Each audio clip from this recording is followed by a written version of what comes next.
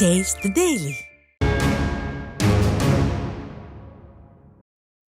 தருமபுரி மாவட்டத்தில் இன்று அதிமுக பொதுச் செயலாளர் எடப்பாடி கே பழனிசாமி எழுச்சி பயணம் மேற்கொள்ள உள்ளார். மக்களை காப்போம், தமிழகத்தை மீட்போம் என்ற உன்னத நோக்கோடு தமிழகம் முழுவதும் எழுச்சி பயணம் மேற்கொண்டு அதிமுக பொதுச் செயலாளர் எடப்பாடி கே பழனிசாமி மக்களை சந்தித்து வருகிறார். இந்நிலையில் தருமபுரி மாவட்டத்திற்கு இன்று வருகை தரும் புரட்சி தமிழர் தருமபுரி, பாப்பிரெட்டிப்பட்டி, அரூர் ஆகிய சட்டமன்ற தொகுதிகளில் எழுச்சி பயணம் மேற்கொள்ள உள்ளார். அப்போது விவசாயிகள், வியாபாரிகள், வணிகர்கள் மற்றும் பல்வேறு சங்கங்களை சேர்ந்த பிரதிநிதிகளுடன் கலந்துரையாடி அவர்களின் குறைகளையும் அதிமுக பொதுச் செயலாளர் எடப்பாடி கே பழனிசாமி கேட்டறிய உள்ளார். மகாத்மா காந்தியின் பிறந்த நாளில் அவர் தம் பெரும் புகழை போற்றி வணங்குவதாக முன்னாள் முதலமைச்சரும் அதிமுக பொதுச் செயலாளருமான எடப்பாடி கே பழனிசாமி தெரிவித்துள்ளார்.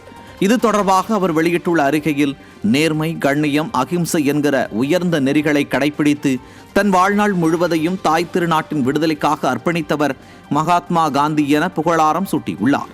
உலகமே வியந்த தலைமை திறன் மற்றும் தன்னலமற்ற பண்பின் உருவாக விளங்கிய தேசத்தந்தை மகாத்மா காந்தியின் பிறந்த நாளில் நாம் அனைவரும் அறவழியில் நடந்து மனித நேயமும் அமைதியும் நிறைந்த இந்தியாவின் அடித்தளமாய் நம் அனைவரின் வாழ்வும் அமைய உறுதி ஏற்போம் என குறிப்பிட்டுள்ளார். பெருந்தலைவர் காமராஜரின் நினைவு நாளையொட்டி அவரது சேவைகளை போற்றி வணங்குவதாக அதிமுக பொதுச் செயலாளர் எடப்பாடி கே பழனிசாமி தெரிவித்துள்ளார். இதுகுறித்து அவர் வெளியிட்டுள்ள அறிக்கையில், தமிழகத்தில் எளிய குடும்பத்தில் பிறந்து இந்திய நாட்டின் அரசியலை நிர்ணயிக்கும் சக்தியாக வளர்ந்த மாமனிதர் எனவும், எண்ணற்ற திட்டங்கள் மூலம் ஏழைகளின் வாழ்விற்கு ஏற்றம் தந்து வரலாற்றில் நீங்கா இடம்பெற்ற எளிமையின் அடையாளம் எனவும் பெருந்தலைவர் காமராஜருக்கு புகழாரம் சூட்டியுள்ளார்.